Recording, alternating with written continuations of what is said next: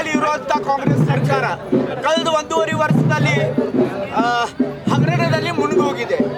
ಅದು ಮುಡಾ ಹಗರಣ ಇರ್ಬೋದು, ವಾಲ್ಮೀಕಿ ಹಗರಣ ಇರ್ಬೋದು, ಸಾಕಷ್ಟು ಈಗ ಇಲ್ಲಿ ನಮ್ಮ ಬೆಳಗಾವಿಯಲ್ಲಿ ಒಬ್ಬ ತಹಸೀಲ್ದಾರ್ ಆಫೀಸಲ್ಲಿ ಆಗುವಂಥ ಆತ್ಮಹತ್ಯೆ ಇರ್ಬೋದು. ಈ ಥರ ಬರೀ ಕೆಟ್ಟ ಕೆಲಸದಲ್ಲಿ ಮುಳುಗೋಗಿದಂಥ ಸರ್ಕಾರ ಮತ್ತೊಂದು ಕೆಟ್ಟ ಕೆಲಸ ಮಾಡಲಿಕ್ಕೆ ಮುಂದೆ ಬಂದಿದೆ.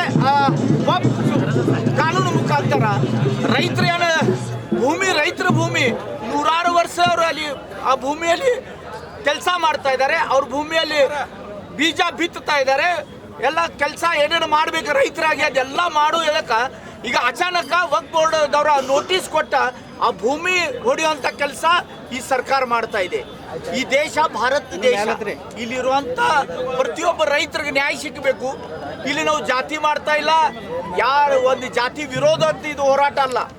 ಈ ಹೋರಾಟ ಸಾಮಾನ್ಯ ರೈತರದ್ದು ಭೂಮಿ ಅದರ ರಕ್ಷಣೆ ಆಗಬೇಕು. ಅದಕ್ಕೆ ಕರ್ನಾಟಕದಲ್ಲಿ ಇರುವಂಥ ಸಿದ್ದರಾಮಯ್ಯ ಸರ್ಕಾರ ಏನು ನೋಟಿಸ್ ಕೊಟ್ಟಿದ್ರೆ ಅವೆಲ್ಲ ನೋಟಿಸ್ ವಾಪಸ್ ತಕ್ಕೊಳ್ಳೋ ಜೊತೆಗೆ ಮುಂದೆ ನಾವು ಈ ಥರ ಕ್ರಮ ಯಾವುದು ತಗೊಳ್ಳೋದಿಲ್ಲ, ರೈತರ ಭೂಮಿ ರೈತರಿಗೆ ಇರ್ತೈತೆ ಅಂತ ಒಂದು ಆದೇಶ ಕೂಡ ಮಾಡಬೇಕು. ಮತ್ತು ಏನು ಜಮೀರ್ ಅಹಮದ್ ಅವ್ರ ಮಂತ್ರಿ ಅವ್ರ ಮೊದಲ ರಾಜೀನಾಮೆ ಕೊಡಬೇಕು. ಯಾಕಂದ್ರೆ ನೋಟಿಸ್ ಕೊಟ್ಟ ರೈತರಿಗೆ ಧಮಕಿ ಕೊಟ್ಟ ಆ ಎಲ್ಲ ಭೂಮಿ ವಕ್ಫ್ ಬೋರ್ಡ್ ಹೆಸರಲ್ಲಿ ಮಾಡುವಂಥ ಕೆಲಸ ಜಮೀರ್ ಅಹಮದ್ ಅವ್ರು ಮಾಡ್ತಾ ಇದ್ದಾರೆ. ಅದಕ್ಕೆ ನಮ್ಮ ಬೇಡಿಕೆ ಇವ್ರ ಮಂತ್ರಿಯವ್ರು ರಾಜೀನಾಮೆ ಕೊಡಬೇಕು.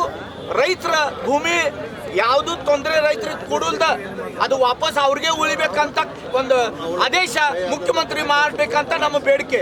ಮತ್ತು ಮಾಡಲಿಲ್ಲ ಅಂದ್ರೆ ನಮ್ಮದು ಹೋರಾಟ ಇದಕ್ಕಿಂತ ಉಗ್ರ ರೂಪ ಧಾರಣ ತೋರುತ್ತಿದೆ. ಅದಕ್ಕೆ ಇದು ಒಂದು ಎಚ್ಚರಿಕೆ ಅಂತ ಇವತ್ತು ನಾವು ಇಡೀ ಕರ್ನಾಟಕದಲ್ಲಿ ನಮ್ಮ ರಾಜ್ಯಾಧ್ಯಕ್ಷ ವಿಜೇಂದ್ರ ಅವರ ನೇತೃತ್ವದಲ್ಲಿ ಪ್ರತಿಯೊಂದು ಜಿಲ್ಲಾ ಮಟ್ಟದಲ್ಲಿ ಈ ಥರ ಹೋರಾಟ ಮಾಡ್ತಾ ಇದ್ದೀವಿ. ಈ ಹೋರಾಟದ ಉದ್ದೇಶ ರೈತರಿಗೆ ನ್ಯಾಯ ಸಿಗಬೇಕು.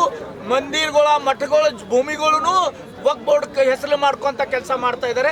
ಇದು ಅನ್ಯಾಯ, ಜನರ ಮೇಲೆ ಮಾಡುವಂಥ ಒಂದು ದೊಡ್ಡ ದಬ್ಬಾಳಿಕೆ ಅಂತ ತಿಳ್ಕೊಂಡ ಭಾರತೀಯ ಜನತಾ ಪಾರ್ಟಿ ಇವತ್ತು ಉಗ್ರ ಹೋರಾಟ ಮಾಡಿ ರೈತರಿಗೆ ಮತ್ತು ಜನರಿಗೆ ನ್ಯಾಯ ಕೊಡುವಂಥ ಕೆಲಸ ಮಾಡಲಿಕ್ಕೆ ನಾವು ಪ್ರಯತ್ನ ಮಾಡ್ತಾ ಇದ್ದೀವಿ.